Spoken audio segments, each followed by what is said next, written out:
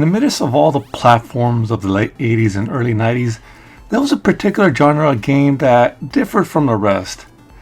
It's hard to describe this genre since not many games use this mechanic, but to sum it up, it used some rotoscoping and pretty much used this pseudo-realistic athletic type of platforming. Yeah, I know the description is kind of long, but the games I'm mostly referring to are games like The Prince of Persia, Flashback, and Out of This World. In these games, the player character is purposely limited in their movements, emphasizing more on solving puzzles and finding items to progress to the next level. One game that definitely went under my radar was Blizzard's classic game Blackthorne on the Sega 32X. Much like the games I mentioned before, Blackthorne's gameplay focuses mostly on solving puzzles by utilizing items you find. Whether it be a bomb to blow up a door, a key to pass through an energy barrier, or another key to activate an energy bridge. Sometimes you need a combination of all three just to get through the stage. These puzzles do tend to get harder as you progress, and a stage will require multiple attempts just to know where to go. Especially in combat the way it is, unlike games like Flashback where you could just go in and surprise everybody and shoot every enemy you see, Blackthorne's enemies aren't as exposed. The orcs, or they're known as Grags in this game, and the traitorous humans that are in purple for some reason, are able to step into the background and avoid getting shot. But like then, you are able to avoid theirs just by simply pushing up on a D-pad. The key to beating these foes is recognizing their patterns and coming out of cover to shoot at the right time. This too will also become harder as you progress. However, there are certain points where you can utilize the environment to your advantage.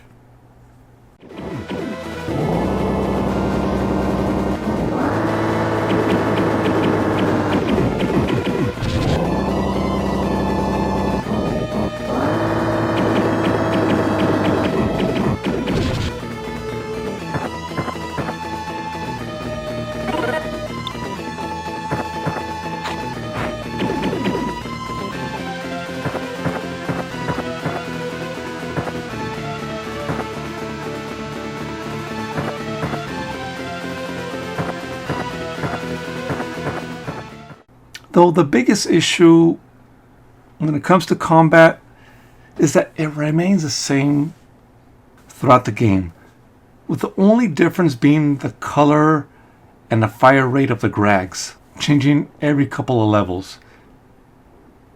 It does start to feel repetitive near the end, so yeah, this game is definitely lacking in the variety of enemies. Movement isn't as fluid as like Flashback or any games of that time that played similarly. In fact, it's kind of stiff compared to that game. I have to chalk up to the animation. Because you are still able to make Kyle run, jump, leap across pits and other dangers in a similar manner, you kind of expect this pretty nice fluid motion to occur. And that just doesn't happen. It kind of throws you off in the beginning. But besides this, the controls work pretty well for the most part. You can holster and unholster your weapon with the C button and jump with A and fire with B. This setup is actually pretty standard for this type of game at the time. What's confusing is selecting and using your items. It requires a button combination. For example, if you want to use an item, you gotta press C and up at the same time. And if you want to scroll through an item, you gotta press A and B and then push up and down to scroll through them. And with controls like these, you could expect to accidentally use items before they need to be used, before their time. I would recommend using a 6-button control pad. Item selecting has been regulated to Y and Z, and using the item is done by pressing A. This makes things a lot less confusing, and in the long run makes the controls that much more simple.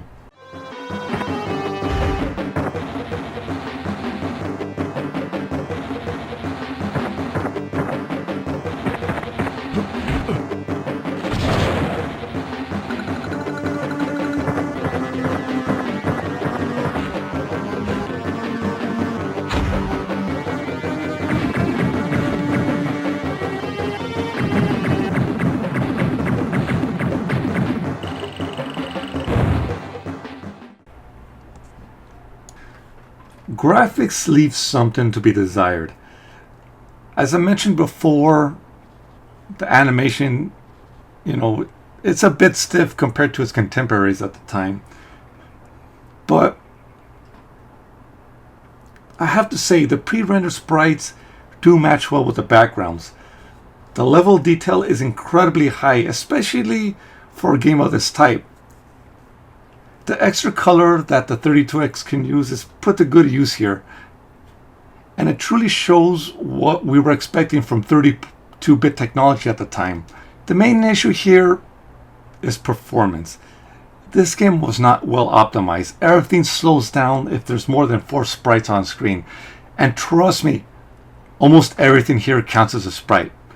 From Kyle to the Grags, from energy beams to bridges, all this stuff is taking up resources and slow things down. This is pretty surprising considering that these levels consist of static screens with no scrolling whatsoever.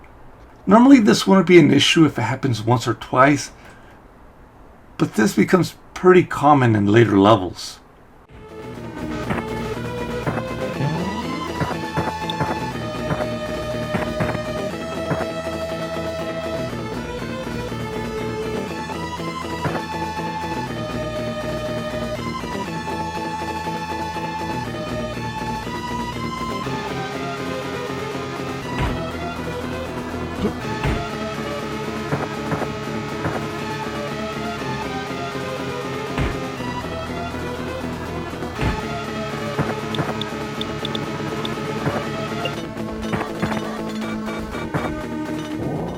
Music, well, it's not the worst that I've heard from a video game, but it is pretty bad.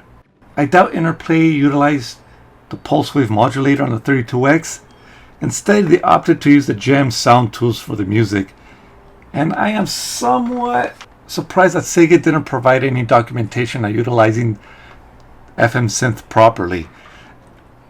Anyway, there is a small variety of tracks unique to each section of the game that maintains kind of that adventurous vibe throughout, though there's nothing to note here that stands out. The music here still does set the mood for what's about to happen, and it does keep the game pretty engaging.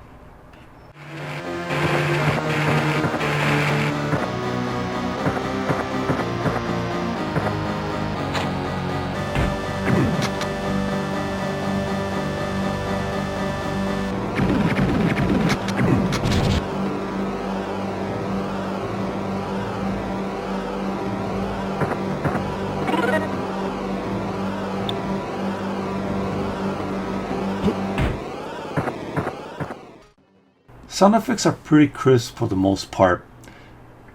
The grunts, weapons fire, and explosions really pop here, matching close to their DOS counterparts, so I can't really argue here. The story is explained with the many citizens you'll encounter and the cutscenes in between chapters.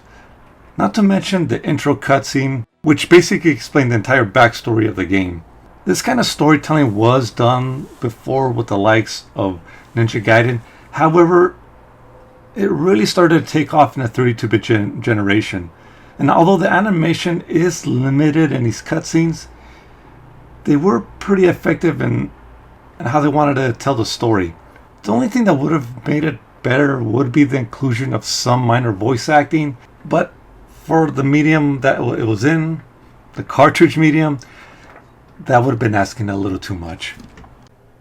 And there you have it, guys. Blackthorn for the Sega Genesis 32X. I gotta give this game a C. It's an awesome game. We're talking about beautifully well done backgrounds, pre-rendered sprites, the amount of color on here. What I saw in this game was what I would have imagined a 32-bit, 2D game looking like. Granted, the animation could use a little work, but for what's here, it's awesome. The controls took a little while to get used to because I am kind of used to how Flashback is mapped out, but they're awesome. However, what holds it back and what keeps it from getting a better grade will be two issues. The music. The music is horrible. I don't understand. This was made in 1995. I would expect by that point, programmers and developers knowing how to use the FM synth on the Genesis, and to some extent pulse wave modulator on the 32X. But no, we got stuck with the Gem sound engine, and yeah, the music is grating. I actually had to lower the volume on certain points of the game because that's how bad it was. Another thing would be the quality assurance on this thing. Someone in quality control did not do their job. What am I talking about? Okay, it's better if I show you. What you're looking at right now is this glitch graphics that show up in certain sections of the game. You see, there are points in the game when there are multiple sprites on screen, and of course the game slows down.